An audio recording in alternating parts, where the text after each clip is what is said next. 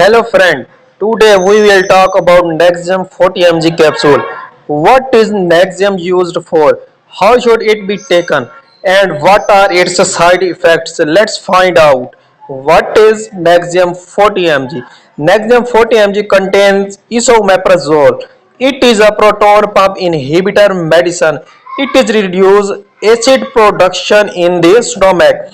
Uses of Nexium 40 mg capsule. It is commonly used for acid reflux, heartburn, stomach ulcer, acidic vomiting, gastric. How does Nexium work? Reduce excess stomach acid, helps heal ulcer. How to take Nexium 40 mg? Take one daily, best taken 30 minutes before breakfast.